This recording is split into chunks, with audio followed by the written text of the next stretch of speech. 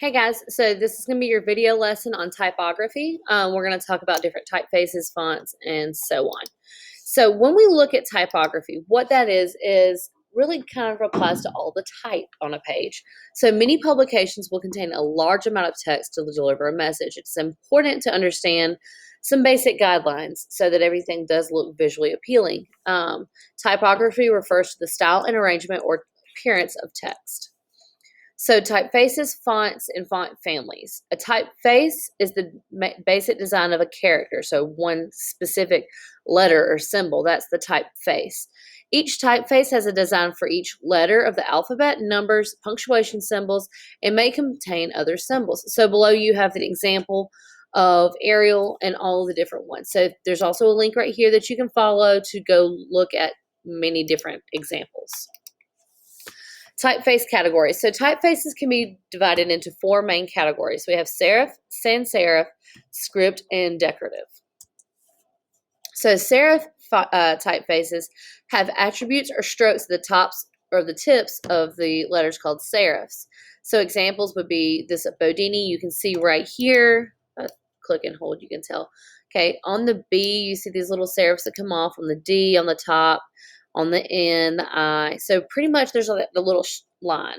All right, Courier, Times New Roman, and Gaudy. Times New Roman is one of the most easy to read typefaces that there are. That's why most English teachers will have you type your papers in Times New Roman. So serif typefaces are used for body text in printed publications. So think about a business letter, book text, newspaper text, magazine article, a paper or a report you have to write. Those things are usually in a serif typeface. Recommended sizes for this typeface are between 10 to 12 points. So that's the size. So type size font usually is 12 Times New Roman if you're doing a paper. All right. Sans serif typefaces, so these have no attributes or serifs at the tips of their letters. So you have Arial, Verdana, those you can see the D doesn't have the little line on it. All right, the N doesn't have the extra little line. So that's what those are. So these are used for very large or very small text for digital display. So on computers, you'll see a lot of stuff is not going to be with a serif. Sans means no. So sans means no serif typeface. Okay, headings, tables, captions, headlines, all of those different things are going to be sans serif. Ornamental or decorative typefaces, these are designed strictly to catch the eye. So most of the times these are not the easiest to read ones, but they do catch your eye. They are visually attracting, okay? So you shouldn't use them a whole lot, and they can be pretty hard to read at times. So example would be Chiller, Broadway, Mesquite, the Engravers one. Used for decorations, so flyers and advertisements, stuff like that. Script typefaces. So these look like they've been written by hand with a calligraphy pen or a brush, or they look like they're in cursive. French script, freestyle script, you know, all the big hand-lettered, loopy fonts. Those are going to be included in the script. So formal invitations, place cards, poetry, announcements, some graphic designs. A lot of graphic designs are taking a script and pairing it with a sans serif, and we'll look at examples of that in a second for their advertisements. Okay, fonts are an assortment or a set of type characters of all of one style. So we take the typeface and we make the whole alphabet. That becomes the font, okay? Now, a font style is whenever you add slant, weight, or special effects. So font style is bold, italic, underline, shadow, outline, small caps, all of that of the same font family. So font family, different sizes, weights, and variations of the typeface. So if you are using Arial, you'll have Arial Black, Arial Narrow, Arial Rounded, or Arial, excuse me, or regular, just Arial. Descending letters. These are letters that go along the line. Back in kindergarten, or wherever it was that you learned how to write, you had a top line, a bottom line, and a middle line. That middle line is called your midline, okay? So letters that go below the bottom line, like Y, if we're looking at this image right here, the Y in monkeys, the J in jumping, the P, those are called descending letters because they go below the bottom line. They go down, okay? Now, ascending letters are the ones that touch the top line, like L, B, K, So L, T, L, let's see, B, H. Those all have something that go up. They ascend. Okay. Typeface spacing. So you have monospace, proportional leading, not leading, kerning, and tracking. So the difference between these are, and at the bottom of each of these slides will be an example of it, so you can kind of see. So monospace typefaces is when each letter takes up the same amount of space regardless of the letter size. That means I, that base on the I you can see right here, is just as wide as the whole S. All right. So it's easier to see with thin punctuation marks. Similar characters look a lot different. So L's look a lot different than capital I's in this example. If you're limited to a certain number of characters per line, each line will look very, very streamlined and very similar. These are used a lot in computer programming and biology. Proportional typefaces.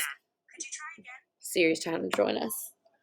So proportional typefaces, this is the amount of space that a character takes up is adjusted to the width of that character. Advantages is that it doesn't take up as much space as a monospaced, and it's a lot easier to read. So Times New Roman is very proportional. Leading, so like I said, is pronounced leading. Vertical spacing between lines of text. So this is how the space between two separate lines. So if we look, my watch was talking to us.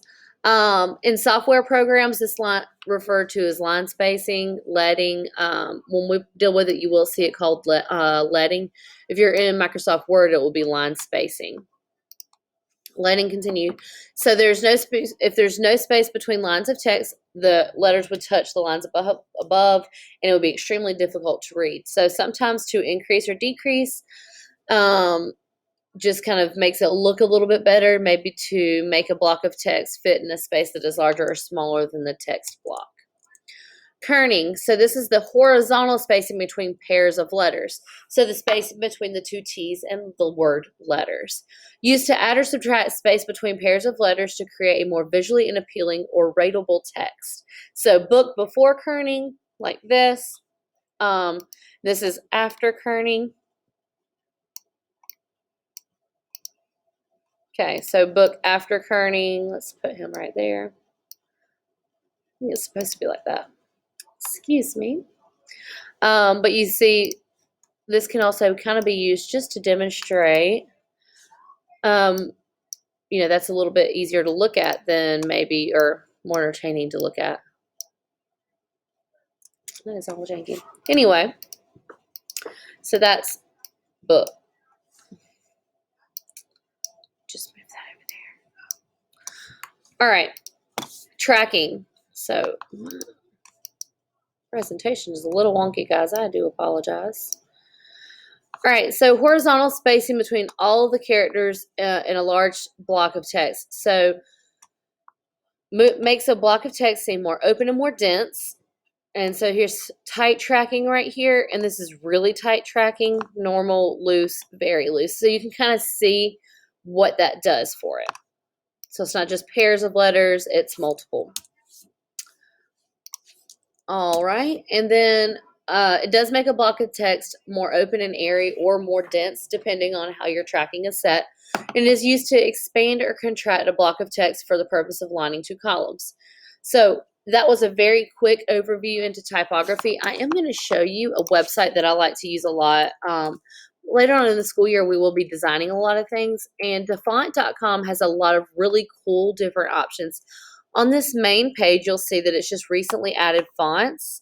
And so if I wanted to see what my name looked like, and I was looking for a script font and I wanted my name to look fancy, I can go over here to the different sections and go into script. Now it does have it broken down a little bit further than what we did. Fixed width, that would be like monospace. Okay, but you have a lot of different options here, and you can find some cool scripts. So I'm just going to click on script, and let's just write my name.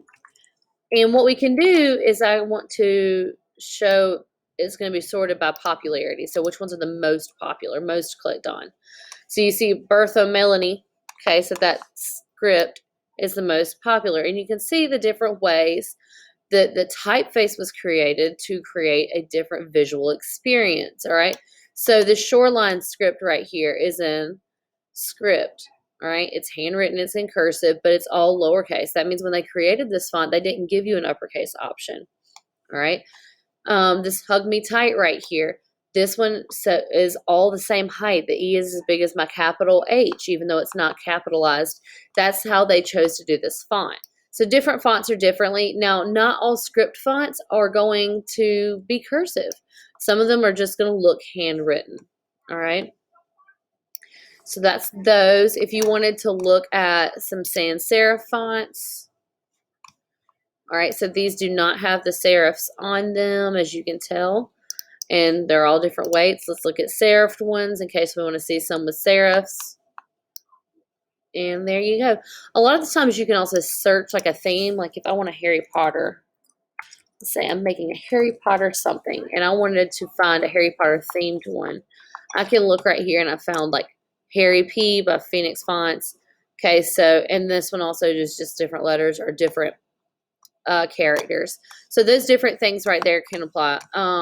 You can submit a font if you've designed one, all kinds of cool stuff. But I really like this site just because it does provide free options for us other than what's on our basics.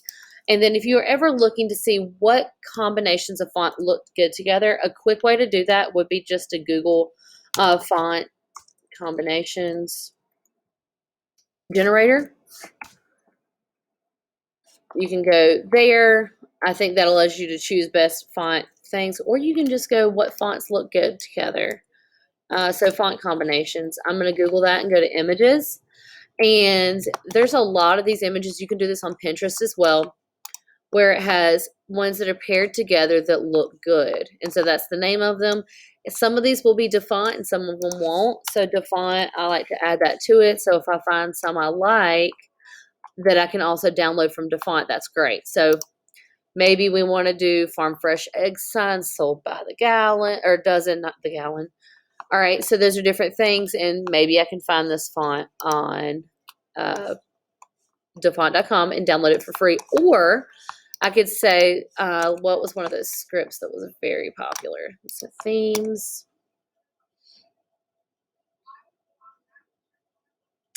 Maybe script. All right, so if there was a, let's see, Harry P. Font combination, Harry P. DaFont. Okay, so I put that on there, and it found the Harry Potter themed one there, and maybe I can find some different stuff on here. So that might be a way you can look for something that will look good with it, so that it's not too much of that decorative font. So I would call Harry Potter a decorative font. But if you have any questions, please let me know. You do have a guided notes that goes along with this one. Basically, it goes with the presentation. You should be able to answer these. If I gave you an example of a font, you should be able to tell me which category it falls into. You should also be able to choose those on your own. If I tell you to create a publication with that uses only sans serif, or a sans serif as well as a script, you should be able to do that. But if you have any questions, please let me know.